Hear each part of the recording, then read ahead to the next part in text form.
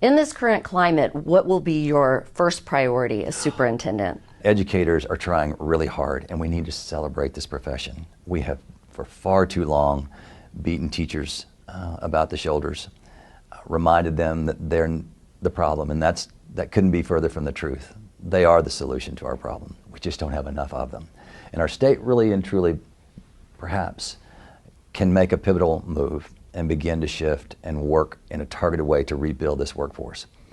My work at Tulsa Tech and with Career Tech reminded workforce is really essential to economic development.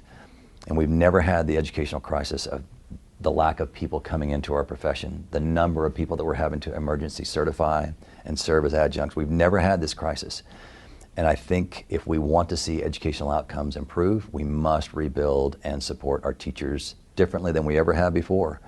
And I saw it happen when I was young, particularly in the Vietnam War. We were really ugly to young people who went over and served in that ugly, terrible conflict. And we treated them really, really badly. And today we celebrate Vietnam War veterans as heroes. And we should have done it when they were 19 and 20 coming back. It's the same phenomenon with educators. We need to, I'm not trying to parallel what teachers are doing and compare that to the service of a war veteran, but what I am saying is the context is the same of how you celebrate people, and we need to celebrate our educators. And so I feel like I've won because I've at least been able to talk about that for about 70 days. How do we fix this, what seems like a political attack against education? For one, you elect a person who's not going to be ugly to educators. That's the number one. That's the number one goal. And number two is you begin to work with policymakers, you begin to work with tribal leaders, you begin to work with business and industry partners to say, how can we collectively support educators differently? Compensation, the way that we celebrate their professional development efforts, the way that we try to incent them to even get into the profession, perhaps standing down student loans, perhaps giving them waivers to get into the profession, perhaps paying them while they're doing their intern teaching. Those are the kind of things of strategy that I think we can do more effectively. Do you feel your current opponent might have some of the priorities and policies as our previous leadership? You know, that's been a criticism. I've worked with him in some debates and some forums. He speaks similarly of some of those past practices. He is much more sophisticated and much more kind in the way he goes about the work, but I'm fearful that some of the same policies will perhaps be his legacy. And so I just, again, I don't want to take a chance. I just don't think we can take a chance at this point in time. Maybe another time his footprint would be the right one. I just feel like for today, we need to make sure that we have an experienced, seasoned, tested leader that has educational experience in the educational leadership space in that role. You were on the statewide virtual charter school board. What was that experience like with St. Isidore? Oh my goodness, that's a really bold question. It went all the way, decisions were made and landed in all kinds of what you consider to be different camps of thought, depending upon which legal scholar you would speak to. But at the end of the day, I chose to say it doesn't align with our Constitution in regard to what their application was seeking, which was to use taxpayer dollars to fund a religious charter school. There were legal scholars who said, no, that needs to be tested in the courts. I said, as our board, serving as the chair, we've been told by our legal counsel it doesn't align with our state's Constitution, and so I voted no, and I refused to sign the agreement, even though my vote was outweighed in a 3-2 decision at the board level. It goes on to the state Supreme Court.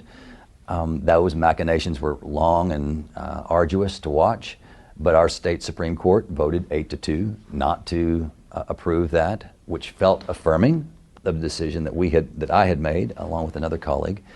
But then that wasn't enough because the Archdiocese and all of the legal entities from an outside of Oklahoma interest were pushing this agenda to get it to the state or to the U.S. Supreme Court. It goes all the way there.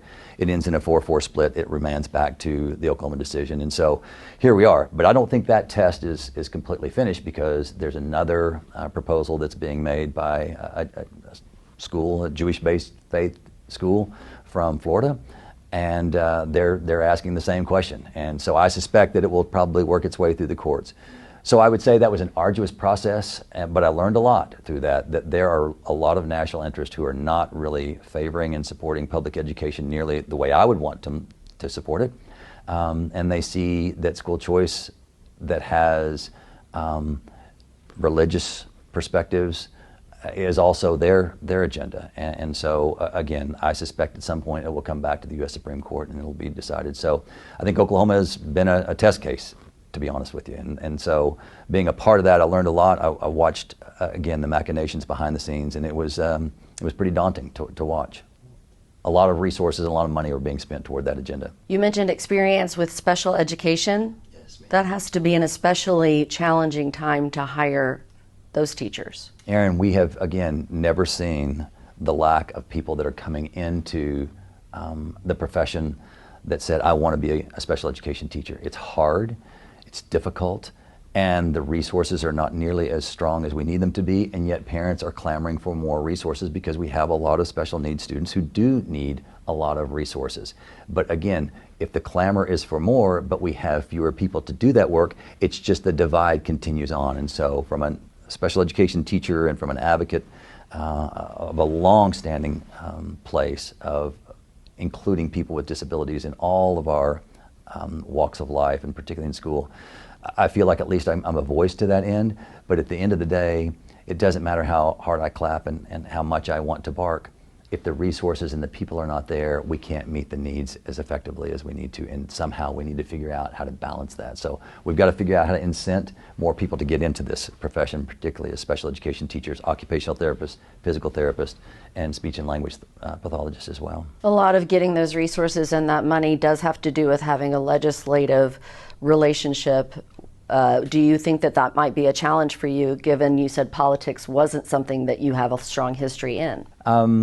I don't think so, because I've been working with people for 44 years. And so you can't be a school leader without meeting people where they are and finding commonality and finding common purpose. I think the legislators want education to succeed. I think they want families to be served effectively. They want our communities to have the economic development that comes from an educated workforce and a trained workforce. They want that. I just think we've been too scattered and diffused. And so I think we have to come together, target our efforts, and be wise about how we invest it and how we go about trying to support that. Anything else that maybe you want to add that I didn't mention? Yeah, I think a couple of things that I've done strategically over the years that I think are helpful. One, school security has always been a priority.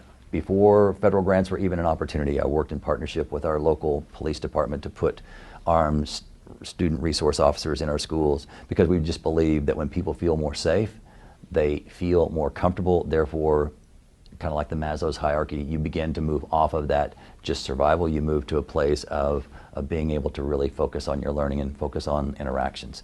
Did the very same thing when we did get some federal dollars to put in there. Did the very same thing in support at Career Tech, where we have partnerships with our local sheriff's department. I think school safety is a really big issue throughout the state. We've seen it in Pauls Valley even most recently, about how that almost tragically unfolded. And heroically, a principal intervenes, and you're thinking, my gosh, how could that have unfolded differently? And you try and learn from those things, and we try to remind ourselves that we can't take anything for granted, even in really small schools. We cannot take anything for granted in the name of school security. We live in a really dangerous society sometimes, and that seems to be daunting. So that is a high priority, to make sure that we're trying to help support what we can in regard to don't turn away federal dollars that can help us in regard to putting grants in places to use to make school security a priority as well. I also want to say that we've done some things strategically over the years in regard to learning platforms. So we started an eSchool network long before the pandemic, long before virtual learning came about as vogue. And we did that out of necessity, because we were suspending far too many young people for long-term suspensions. And when you suspend someone for a long term, you pretty much are ensuring that they're going to fail. So we started trying some virtual learning options, and it started to work, and we started to grow it. And so in Sand Springs, it kind of grew to Union and Broken Arrow, and we ultimately created 21 school districts, and we created this eSchool network. Saved taxpayers millions of dollars, because we shared resources and we shared learning and professional development activities.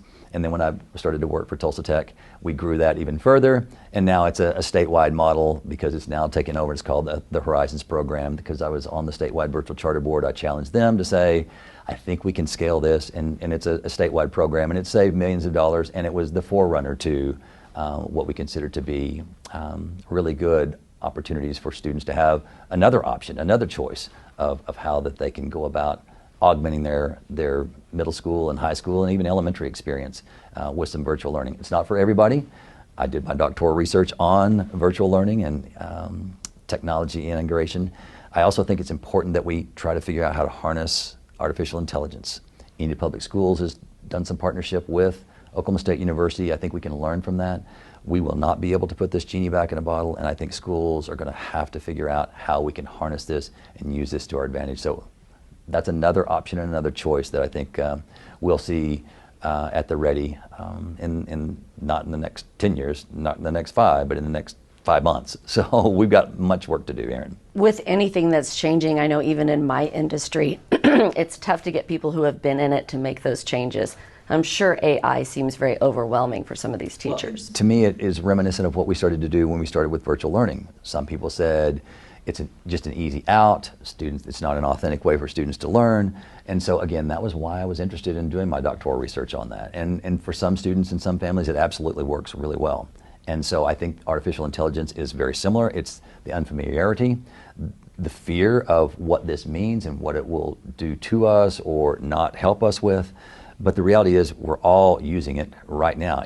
It's ever present. And in schools, it's just how do we use this effectively? Because a student today can draft a 5-paragraph essay in 6th grade at a touch of a button, and you won't know any differently that they wrote it or somebody else wrote it unless you go back and you look at how they wrote when they were in the 5th grade without that. So the sophistication is really is impressive, but it's also a little daunting. And so teachers have to learn how to use this effectively and harness that work so that we can elevate learning outcomes and it be authentic ways for people to know, okay, yes, that student does know how to use this effectively.